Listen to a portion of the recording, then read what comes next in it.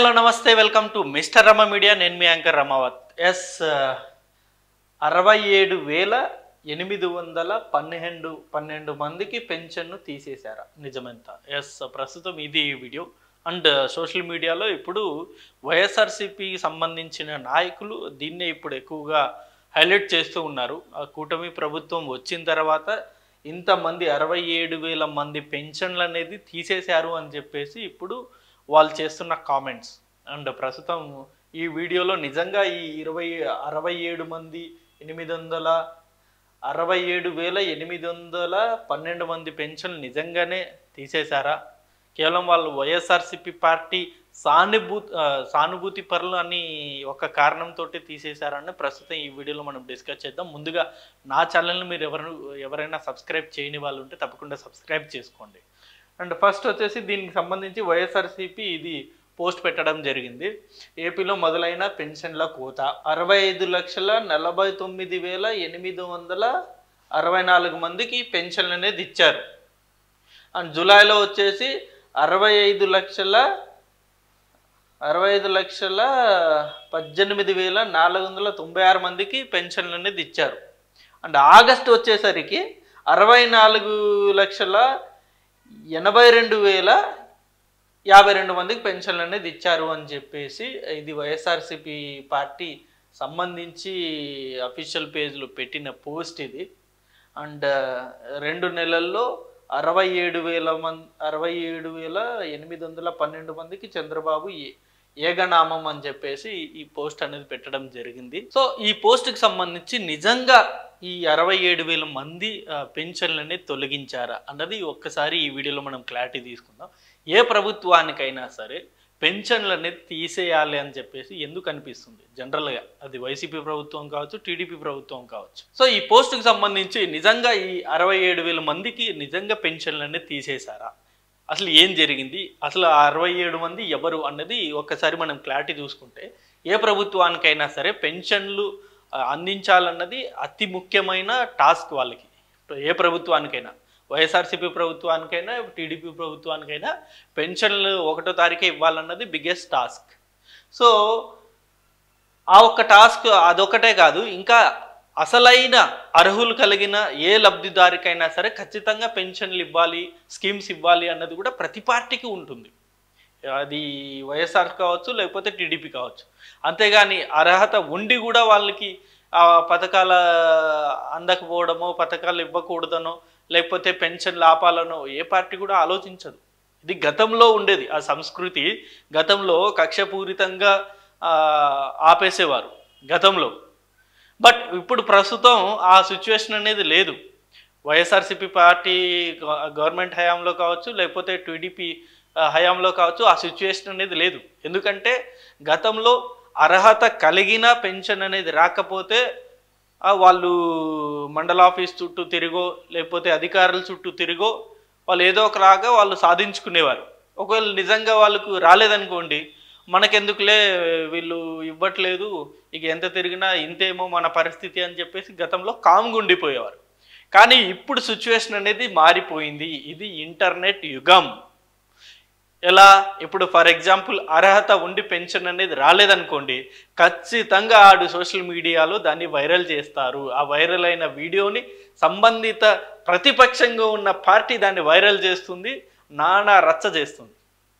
So అది ఒక trend అనేది ప్రస్తుతం నడుస్తుంది.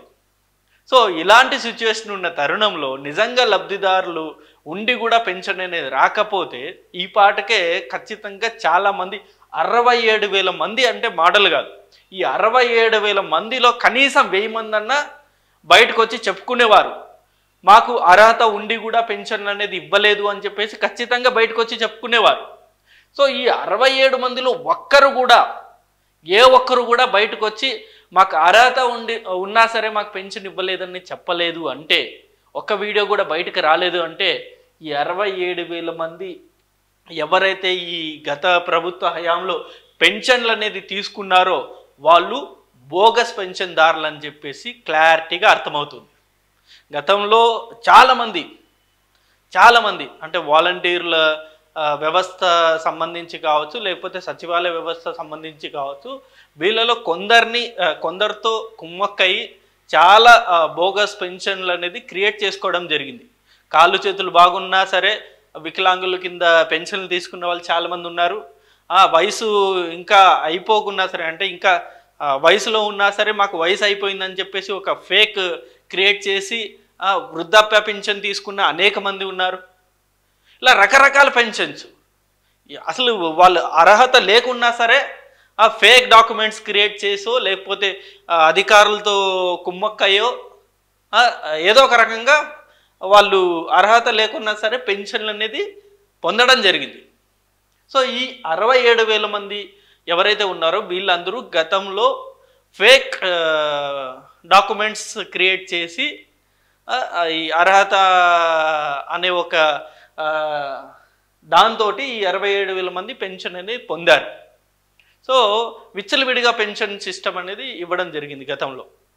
బట్ ఇప్పుడు వచ్చిన గవర్నమెంట్ ఖచ్చితంగా అర్హత ఉన్న వాళ్ళకి మాత్రమే మనం పెన్షన్ ఇవ్వాలి, అర్హత లేని వాళ్ళకి ఎందుకు పెన్షన్ ఇవ్వాలి అని చెప్పేసి చాలా స్ట్రిక్ట్గా ఒక రూల్ అనేది పాస్ చేయడం జరిగింది. గతంలో మనం చూసాం. ఇప్పుడు కేవలం ఇది ఒక ఊర్లోనే కాదు, ప్రతి ఒక్క ఊర్లో అర్హత లేని వాళ్ళు ఎవరున్నా సరే ఖచ్చితంగా వాళ్ళని తొలగించేస్తుంది నిర్మోహమాటంగా. ఏ పార్టీకి సంబంధం ఉన్నా సరే, ఆ టీడీపీకి కావచ్చు, వైఎస్ఆర్సీపీకి కావచ్చు, ఏ పార్టీకి సంబంధం ఉన్నా సరే వాడు అర్హత లేకపోతే పెన్షన్కు ఖచ్చితంగా తీసేయడం జరుగుతుంది. ఇది చంద్రబాబు నాయుడు గారు గతంలోనే ప్రకటించారు. సో ఇప్పుడు ఈ 67,000 మంది ఎవరైతే ఉన్నారో వీళ్ళందరూ అర్హత లేని వాళ్ళు. సో ఈ అర్హత లేదు కాబట్టి వీళ్ళని పెన్షన్ నుండి తొలగించడం జరిగింది. అంతే తప్ప నిజంగానే చంద్రబాబు నాయుడు గారు వాళ్ళ మీద కక్ష పెట్టుకొని కేవలం వాళ్ళు వైఎస్ఆర్సీపీ నాయకులు కాబట్టే వాళ్ళు వైఎస్ఆర్సీపీ సానుభూతి పరులు అనే ఒక ఉద్దేశంతో చంద్రబాబు నాయుడు గారు తొలగించారన్నది మటుకు రాంగ్ స్టేట్మెంట్. ఎందుకంటే ఈ పార్టీకి నిజంగా అలా జరుగుంటే ఈ పార్టీకి సోషల్ మీడియా మొత్తం రచ్చ అయిపోయేది. 67,000 మందిలో కనీసం ఒక 100 వీడియోలన్నా బయటకు వచ్చి ఉండేవి కదా. సో ఏ ఒక్క వీడియో కూడా బయటికి రాలేదు. ఏ ఒక్కరు కూడా బయటకు వచ్చి మాకు అర్హత ఉన్నా మాకు పెన్షన్ రాలేదని వాళ్ళు ఎవ్వరు కూడా బయటకు వచ్చి చెప్పిన దాఖలా లేవు ప్రస్తుతానికైతే. సో కేవలం ఈ 67,000 మంది కాదు, ఇంకా చాలా ఉన్నాయి. ఇంకా చాలా బోగస్ పెన్షన్లు, ఇంకా చాలామంది ఫేక్ డాక్యుమెంట్స్ పెట్టి ఇంకా చాలామంది పెన్షన్లు అనేది తీసుకోవడం జరిగింది.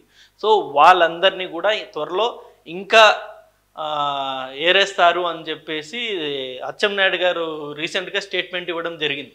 బోగస్ పెన్షన్దారు ఎవరైతే ఉన్నారో వాళ్ళందరినీ ఖచ్చితంగా తొలగిస్తామని చెప్పేసి చెప్పడం జరిగింది. సో ఆ ఉద్దేశంతో ఈ 67,000 మందిని తొలగించడం జరిగింది తప్ప నిజంగా వాళ్ళ మీద కక్షనో లేకపోతే వాళ్ళ మీద ఉద్దేశపూర్వకంగా తీసేయడం అయితే జరగదు. అది ఏ పార్టీకి కూడా మంచిది కాదు. ఎందుకంటే నిజంగా అర్హులై ఉండి పెన్షన్ అనేది రాకపోతే ఆ పార్టీకి అది పెద్ద మచ్చ. అది ఎంత ఇంపాక్ట్ క్రియేట్ అవుతుందో ఎలక్షన్లో మనం చూసాం. సో నిజంగా చంద్రబాబు నాయుడు గారు అయితే ప్రస్తుతానికైతే ఈ బోగస్ ఓట్ల మీదే ఫోకస్ పెట్టారు తప్ప నిజంగా అర్హత కలిగినా సరే తీసేయడం అనే దాని మీద ఆయన అయితే ఆలోచన అయితే చేయట్లేదు. సో ప్రస్తుతం ఇది ఈ వీడియో. అండ్ ఈ అంశం మీద నిజంగా ఈ 67,000 మంది ఎవరైతే ఉన్నారో ఈ పెన్షన్దారులు నిజంగా కక్షపూరితంగానే ప్రస్తుతం ఉన్న కూటమి గవర్నమెంట్ వాళ్ళని తొలగిస్తుందా లేకపోతే బోగస్ ఓట్లు ఏరేస్తున్నారనే అంశం మీద మీ అభిప్రాయాన్ని కూడా కింద కామెంట్ రూపంలో తెలియజేయండి. Thank you for watching this video. Thank you.